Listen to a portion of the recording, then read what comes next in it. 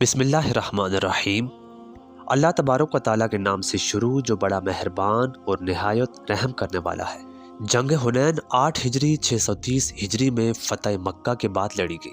اس جنگ میں مسلمانوں کی قیادت رسول اللہ صلی اللہ علیہ وآلہ وسلم نے فرمائی تھی۔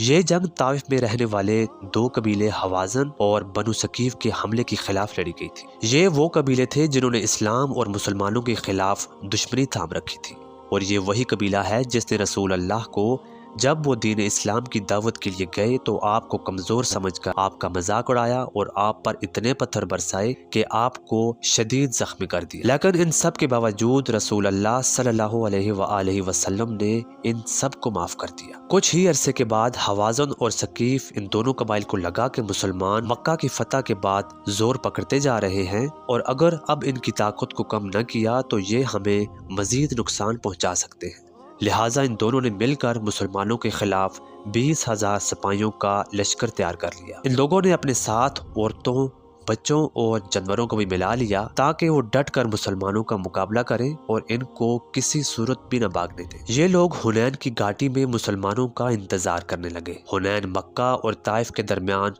2 پہاڑوں کے بیچ کا علاقہ ہے۔ رسول اللہ نے دشمن کے مقابلے میں 12,000 سپاہیوں کا لشکر تیار کیا، جس میں 10,000 وہ لوگ شامل تھے جو اس سے پہلے فتح مکہ کی جنگ میں شریک ہو چکے تھے، جبکہ 2,000 نئے مسلمان تھے۔ مسلمان حنین کے درمیان فجر ہونے سے تھوڑی ہی دیر پہلے پہنچے تھے کہ دشمن کی فوج نے ان پر حملہ کر دیا اور اونچی پہاڑیوں سے مسلمانوں پر تیر اور پتھر برسانا شروع کر دیے، جس سے مسلمانوں کے لشکر کو کافی نقصان پہنچا اور بہت سے لوگ پیچھے ہٹنے کو تیار ہونے لگے۔ ان لوگوں نے جب مسلمانوں کو پیچھے ہٹتے ہوئے دیکھا تو پورے جوش اور خوشی کے ساتھ میدان میں اتر آئے۔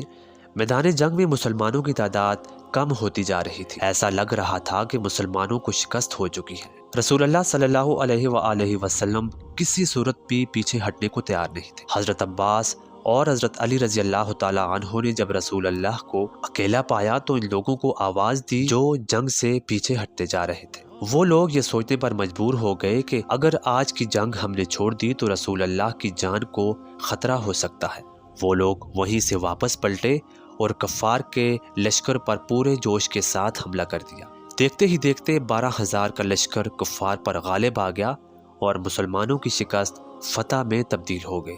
حنین کی جنگ مسلمانوں کے لیے ایک عظیم فتح تھی۔ اس بڑی کامیابی کے بعد حوازن اور ثقیف کے بہت سے لوگ مسلمان ہوئے۔